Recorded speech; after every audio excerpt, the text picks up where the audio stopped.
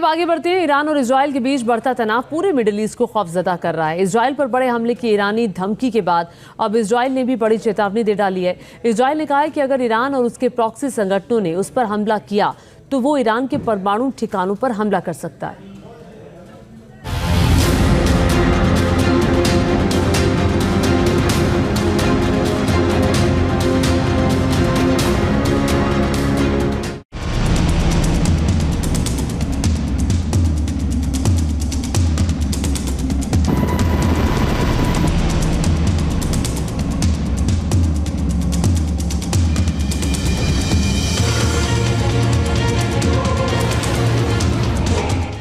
Iran के सर्वनाश वाले प्लान का पूरा सच।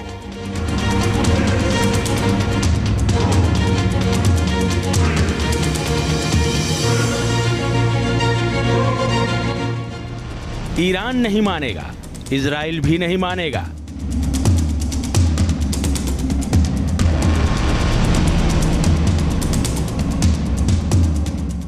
और पक्की बात है कि अमेरिका बिल्कुल भी नहीं मानेगा।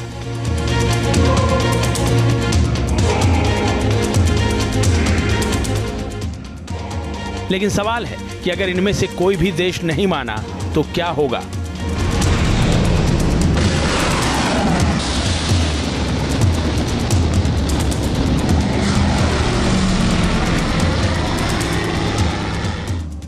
क्या होगा मिडिल ईस्ट में?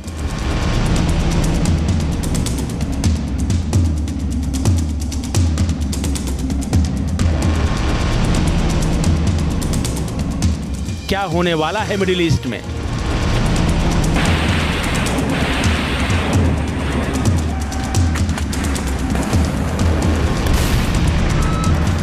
और क्या हो सकता है मिडिल ईस्ट में?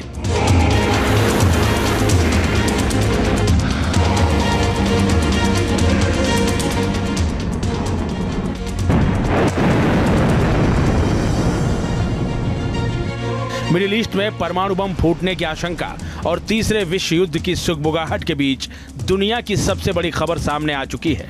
इस खबर में ईरान पर हमले का ऐलान तो नहीं है, लेकिन पहली बार इजराइल ने ऐसे संकेत दिए हैं कि वो ईरान को बर्दाश्त करने के लिए बिल्कुल भी तैयार नहीं है। היה אחראי לטבח הנורא של 7 באוקטובר וגם לפיגועים רצחניים רבים נגד אזרחי ישראל.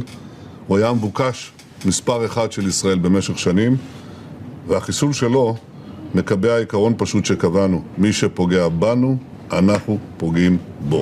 और वो उसके परमाणु ठिकानों को निशाना बना सकता है।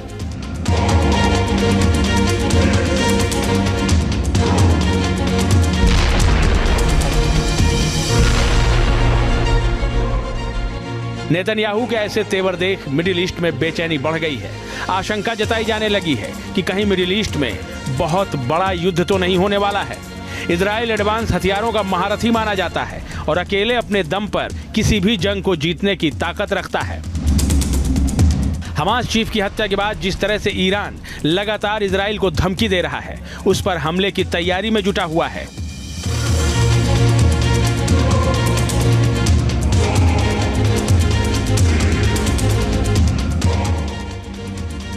उसे देखते हुए अमेरिका को भी लगने लगा है कि अगर इजराइल की मदद नहीं की गई तो ईरान उसका वजूद मिटा सकता है। ईरान से जो खबरें आ रही हैं, उसे देखते हुए अमेरिका मिडिल ईस्ट में इजराइल की ढाल बनकर खड़ा हो गया है। समंदर में उसने अपने सभी बाहुबलियों को उतार दिया है।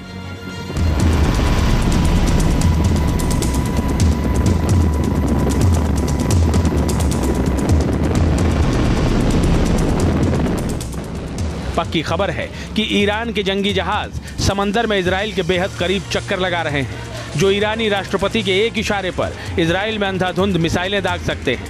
ईरान के मिसाइल साइलों में भी हलचल तेज है। ईरान पहले ही कह चुका है कि वो 10 गुना तेजी से इजराइल पर हमला कर सकता है और इसके लिए उसकी मिसाइलें बिल्कुल तैयार हैं।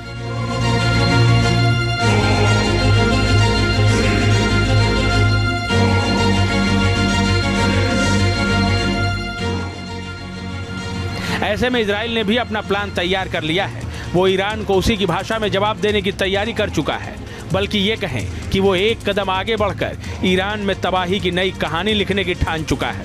अगर ईरान ने हमला किया तो इजराइल 2 चरणों में जवाब दे सकता है।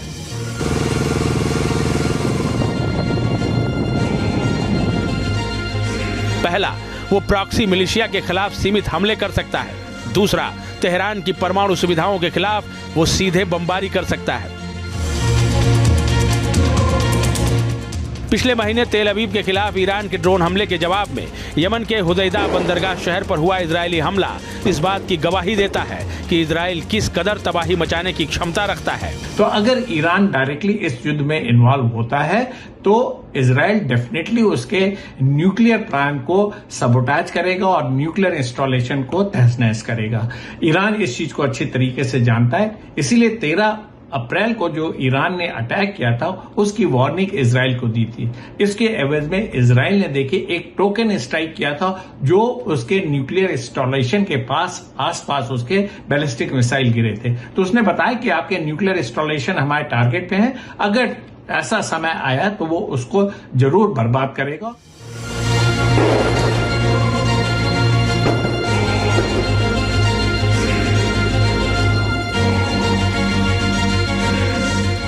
आपको बता दें कि हमले के डर से ही ईरान ने अपनी न्यूक्लियर साइट नतांज को पहाड़ों की गहराई में बना रखा है। ऐसा करने के पीछे ईरान का मकसद साफ है कि वो दुश्मन के हमलों से अपनी न्यूक्लियर साइट को बचाना चाहता है।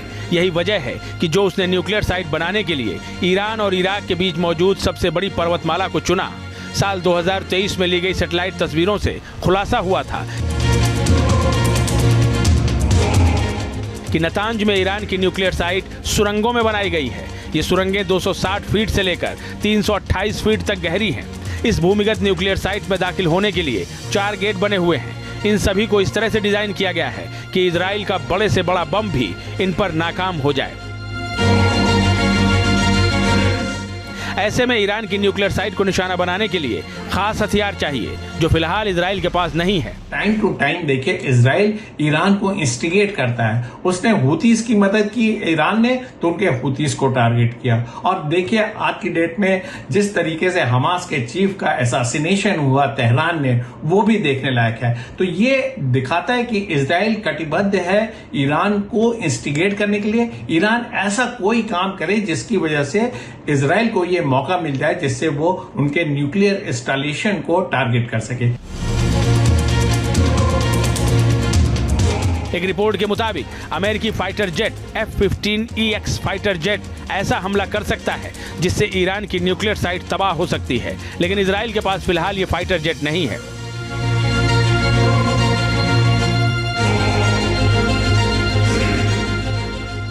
इजराइल के पास F-35 फाइटर जेट है, दूसरा फाइटर जेट F-16 फाल्कन है और तीसरा fighter jet F-15 strike eagle है।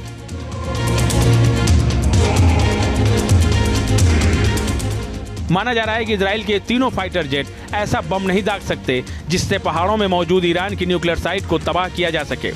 डिफेंस एक्सपर्ट्स के मुताबिक इस तरह के कंस्ट्रक्शन को सिर्फ GBU-57 बम की मदद से ही तोड़ा जा सकता है, लेकिन इजराइल के पास ऐसा कोई फाइटर जेट नहीं है जो इतने भारी भरकम बम को दाग सके। लिहाजा इजराइल ने अमेरिका से F-15EX फाइटर जेट की डिमांड की है, क्योंकि आसमानी मोर्चे का यही वो योद्धा है जो GBU-57 बम को दाग सकता है। इजराइल ने जिस तरह GBU-57 बम गिराने के लिए अमेरिका से F-15EX की डिमांड की है, इसी के बाद ये कयास लगने लगे हैं कि इजराइल ईरान को करारा सबक सिखाने का मन बना चुका है और वो उसके परमाणु ठिकाने पर हमला कर सकता है। Team news nation.